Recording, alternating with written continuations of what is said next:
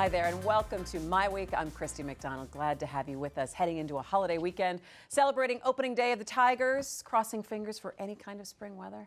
Big show coming up for you. Nolan Finley of the Detroit News and Stephen Henderson of WDET are back at the table.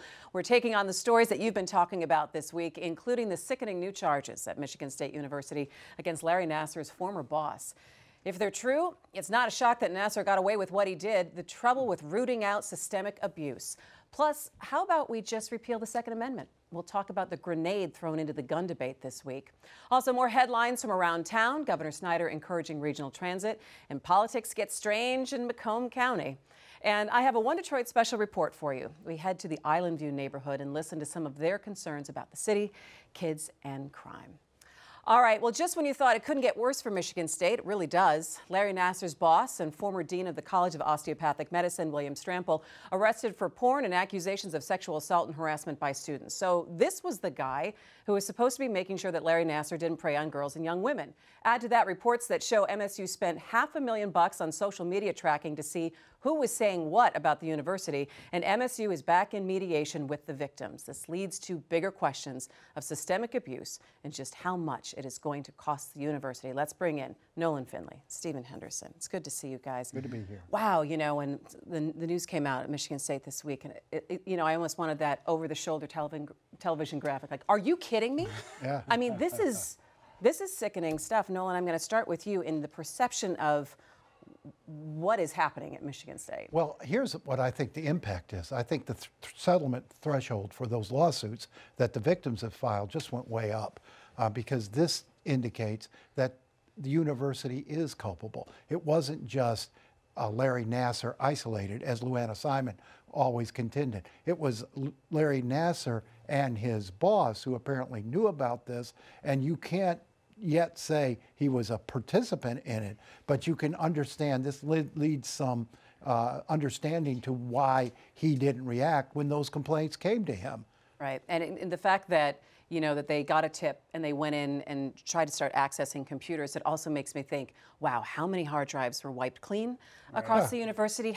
What are we looking at here? Because if this was the guy who was supposed to be the gatekeeper and then enforce, you know, some of the changes that were supposed to be made after a Title IX investigation, and then this? I mean, Nolan's right. The culpability here goes way through the roof with this story, which seems to have come out of nowhere. I don't think anyone was expecting that this was what was going on. The story till now was that maybe they knew, maybe they didn't, and they didn't act quickly enough. Now the story is that you had his boss basically participating in this by watching videos of what had happened and all this other stuff. I mean, they claim that was a video they showed at medical conferences to illustrate this procedure, which sounds like a lot of crap. Yeah, no. But what in the world? He had all these pictures of naked co-eds. There's nothing. I mean, there's nothing about this that says it was okay. And my concern still is, okay, going forward, what do you do at that university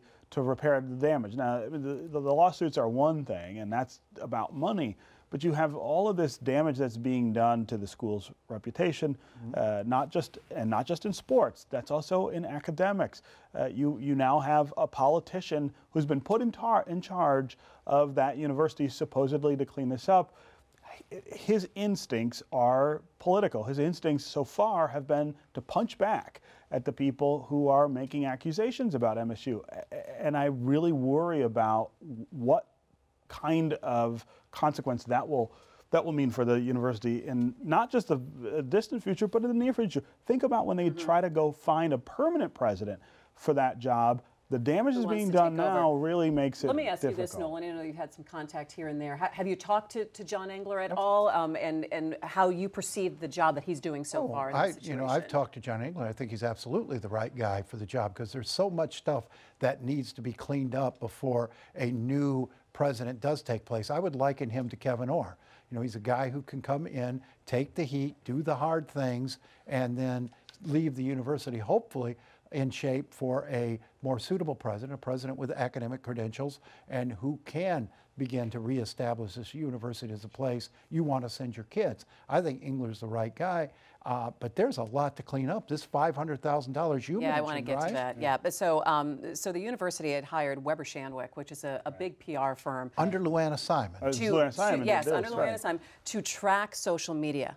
$500,000 right, for 1 month. For 1 month of media tracking, which makes you think, wow, are we in the wrong profession? But what was the point of it? The point was to be able to track what the public opinion was of what was going on at Michigan State, and so they were tracking the gymnasts who were following the stars, whether it was people in media or anything like that, who were following and retweeting all of the response. Doing that instead of actually responding to the accusations but do you and think cleaning their house. So to me, it was the a question, PR game for them. It's also a question of this is a significant amount of money. I know that we're talking millions and millions in terms of the lawyers who were involved in it, how much they're billing, and where is this money going to be? But if you look, I mean, if you were to hire for an institution of that size, caught in a scandal of that size at that point, tracking social media about that scandal would be, I mean, there's a huge undertaking. Now, should they have been focused on that? Probably not. But do you think John Engler is acting any differently? I mean, that's absurd. This is a guy who's not only a political actor. John Engler didn't hire Weber Shandwick. He hasn't, but he has hired John Truscott, his old who's PR who's person. one of the best in the business in the state. How much is he paying him to deal with PR? Well, he's brought in Emily Palsrock. Part of the job is fixing PR. The difference between this and what Luana Simon does, that hints that was part of the whole cover-up. I guess look, I got to tell you, and just to parse a few PR hairs here, John Truscott and what he could bring to the table in terms of established public relations credibility versus a 23-year-old kid who's tracking social media for $600 an hour, I think is a little different. Is not a Piker outfit either. It's a puppy mill. Here's the thing. I'm not swiping at John Truscott, who I have enormous respect for and I consider a friend. What I'm saying is that the instinct coming from the president's office at this point is not different. This is a political actor, and I can't believe you'd compare him to Kevin Orr, who was who was effective because he was divorced from all of the politics in the state and in the city. But he also hired John a Engler is not communications divorced team from anybody. because he recognized restoring the image and communicating positive action was part of the job. John Engler is part of the political infrastructure, not just of the university, but also the state. I think part of John Engler's job is to reestablish the image of that university, and you do that through communications. He's got a huge communications job for a university that didn't communicate at all and communicated poorly. I guess what I'm saying is that his instinct is to redefine the image of that university in political terms I don't think are the concern here. I think the number one concern that they have is the academic image that they have, and which has taken a huge hit. And that's just part because of this job. Just because of Engler. But because of Engler, it's taken a hit. Hang on. I think you also have to look at the amount of money that's being put out here, and I think that's a serious concern for people in this state. It's a state university, and also the kids who are going to school there. Where is this money coming from, and where does it take from in terms of then furthering what the this is pocket change compared to what's to come. Those settlements conservatively are going to hit $700, $800 million, $1 billion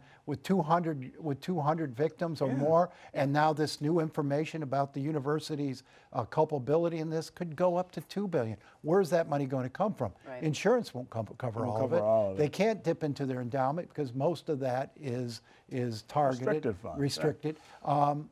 Tuition hike. Can you bond it out? I know that they're working now to try to figure out where they get that money, because you can't put it on students or the students will go somewhere else. That's my point. So you've got to bond it out, or maybe you sell some things. Maybe that big spinny thing that Luana Simon was so proud of, maybe that ends up owned by the Chinese. Well, you've got to find a couple $1 billion. Yeah, there's a lot of facets to this story. All right.